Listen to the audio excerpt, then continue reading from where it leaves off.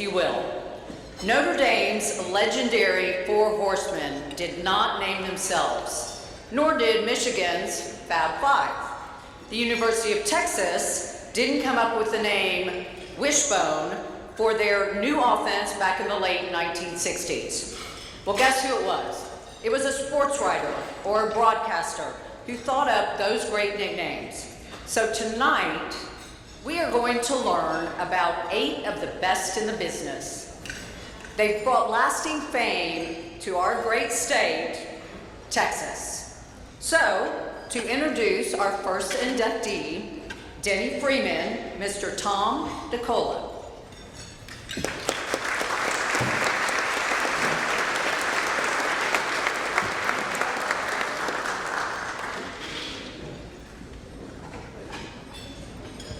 That's quite a step on, right? Especially for us guys from the typewriters and telephones era.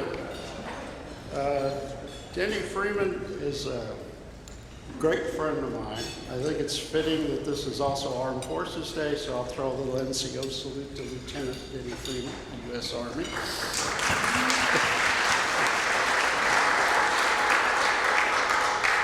We have a few generations of Denne's family here, 3 of them to be exact. I'm going to try to name them and get them right. Daughter Donna, son Denne, grandson Brent, and brother Mike. I think I got those right. Denne came honestly by his gift for words. His father is often quoted to me when I'm talking with Denne. What he would say about this dinner tonight, he would have said, "That was mighty good, what there was of it." Denne is not that acerbic. He would have used one of his favorite words and said that dinner was celestial. And that's our boy Denne. Denne played basketball at Woodrow Wilson up in Dallas. Played pretty well too. For a long time, he didn't want to get in a free throw contest with Denne for money. Just like he didn't want to get a putting contest against Denne if he was using his putter named Black Fang, because he would take you to the cleaners. But a long time ago, Denne went to SMU for about 30 minutes. I don't think that's in his bio. Then he went to A&M, and he has been a great Aggie booster and student and representative for a long time. His observation powers came to be at A&M because at one point he said he looked around, decided that the band was just as tough as the football team, which is an interesting take on the football team, and we won't say which year that was. Got a journalism degree, commissioned second lieutenant in the United States Army, stationed Fort Lee, Virginia. That's all in his bio. What's not in there is that while Denne was serving at Fort Lee was never attacked by a foreign country, never. It just didn't happen. So he got out of the service, came back, worked at the Herald Tribune for the younger people. That's a newspaper. Went to UPI, which took 6 years before he came to the right place, which would have been the AP, where he spent 31 years. We think of Denne as a sports writer, and a sports columnist, and a sports this and a sports that, but Denne was also a pretty good newsman. Covered Kennedy's assassination, covered Apollo 13, which you all remember was safely brought back to Earth by Tom Hanks. Books, he's an author. He wrote I Remember Tom Landry. He wrote Hook 'em Horns. And appropriately to where we are tonight, he wrote that good old Baylor line. But meeting Denne was interesting because I'd gone to work for AP from the Denton Record Chronicle. That was another newspaper. I didn't meet Denne. He wasn't there because he worked nights. He worked a lot of sports. One day he came strolling in and somebody said, "That's Denne." I said, "What's he doing coming in now?" And I almost hesitate to say this, but it's the truth, and that's what we do. They said, "Oh, he's coming in to write the annual Rangers obit," which is what he did, and that's how I met him. And we've been great friends ever since then. I think the biggest thing about Denne was he was the chronicler for the America's team, Dallas Cowboys. He's the guy that got to tell Roger Staubach that he got into the NFL Hall of Fame. He knew all the players, he knew all the coaches, they knew him, they respected him because he respected them. Then he knew how hard work it is to be an elite athlete in any sport. And he treated it that way. He was an honest dealer, not afraid to criticize, but if he read something critical, he knew it was true, and the players knew it was true, and they didn't get bothered by that. They just didn't, nor should they have. Denny let me cover a few college football games, even though I was on the news side. Let me cover a few Ranger games, sent me down to get quotes from Ted Williams after the Rangers had just been lambasted. I didn't look forward to that. But Williams was quite nice. Masters tournaments, yeah, he covered the Masters more than once, covered Tiger Woods' first win. U.S. Opens, yeah. St. Andrews, he was there when Arnie Palmer and Lee Trevino hung them up on their last time. Every 4 years, he'd get a call from New York and say, Danny, we need you at the Olympics. So he'd go flying off for a few weeks off to some foreign country. Awards for Denny are too many to name. If I think of something about Denny in sports, it's that he really respected athletes, and he still respects athletes, and they respected him. It's a two-way street. I never saw him take a cheap shot. We worked mostly together. When I was at the desk in Dallas, Denny, he'd cover a game, pick up the phone, and he would dictate his story. Never took a cheap shot, never made a mistake.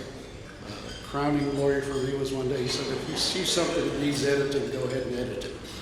And I thought that was quite a compliment. I never saw anything that ever needed edited. He's the best on-the-fly sports reporter I ever dealt with as a desk guy.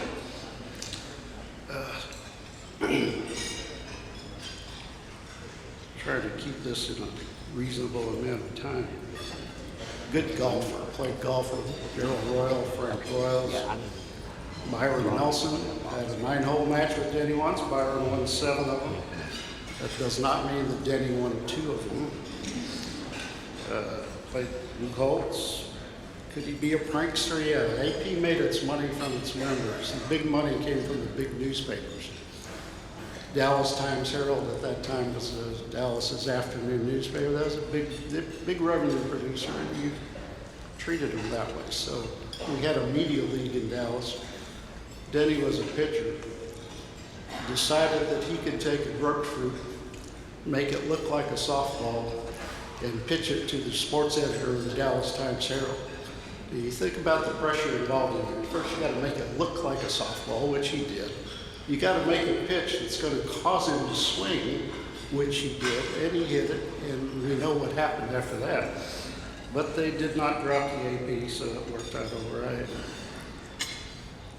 I spent some time selling AP to broadcasters, and I got to tell you, I shamelessly sold Denny like a bottle of fine wine. I'd ask people, do you know who Denny Freeman is? Yes. You know, he left EPI and went for AP. You know, you can do the same. And some of them did, which was good for me.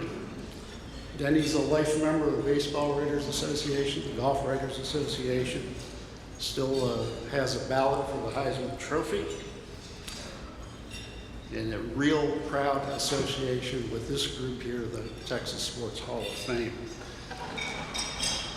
I asked him, Denny, what would you like me to say that you can't say? What are you most proud of in your whole career? And he said, what I'm most proud of is one of the times that I made AP proud. And that's my humble friend, Denny Freeman. So Denny, come up front and center, and let's hear from you, bud.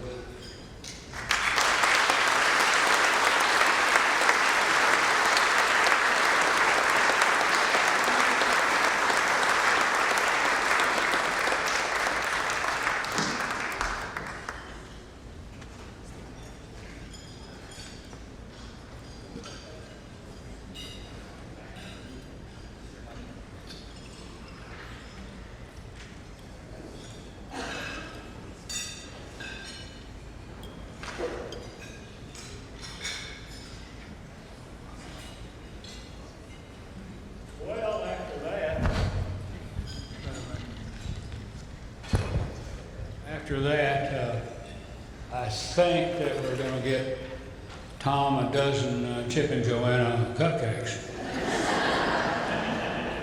And thank you very much, Tom. He's a valued friend and a very talented person. And at the AP, he's the editor I wanted to deal with the most because and we were covering the Dallas Cowboys, and that was close to religion. And we wanted to get it out quick for the radio stations, TV stations, and newspapers to have. But Tommy made things fly, and I appreciate it.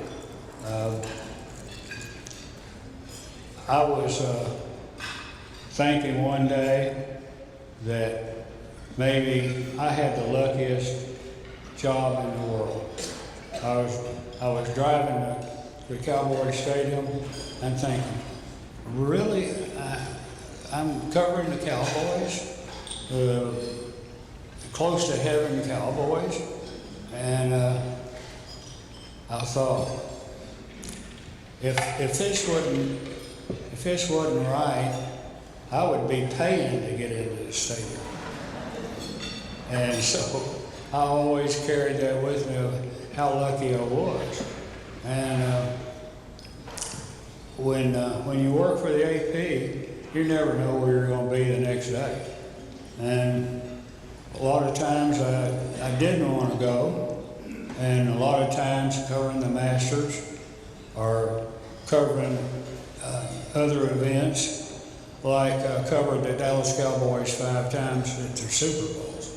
I was at every Super Bowl, and we can go all the way back to 1970 when the Cowboys lost on the last second field goal, and Lilly almost threw his helmet out of the stadium.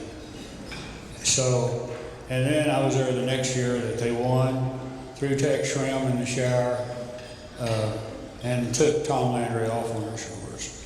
But I was blessed to cover so many events. I mean, the sports gods put me in the right place a lot of times. I covered Nolan's 7th no-hitter. I covered his 300th victory and his 7,000th strikeout. And I was just lucky and be covering that game. And so I enjoyed covering the college football scene. I really don't think I would now. I don't go in for you said, he said, and we said, like it's happening with Jimbo and Saban. But I just don't think I would be fun dealing with agents. And really, agents was what killed a lot of, I think it killed a lot of sports like college football. When agents started getting involved, and now what do we have?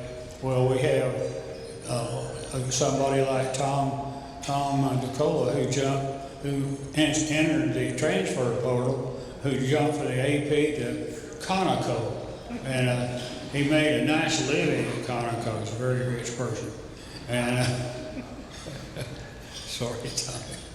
But anyway, and so that's kind of what I did in my life. I was in the transfer portal and jumped from UPI to AP, and happened to be at the right time when they were shifting sports editors, and I fell in the bright spot.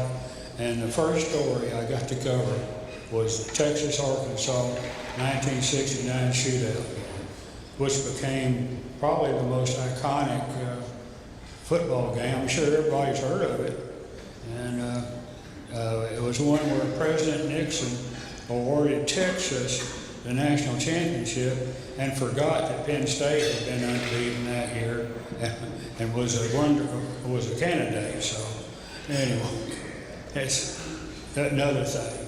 And dealing with the Dallas Cowboys has always been an interesting situation. I covered them in the Landry era, then he got fired, and then I covered it when Jimmy came in, and then Jimmy got fired, and now I don't know what they're doing. They're wandering around in a cornfield and don't know which way to go.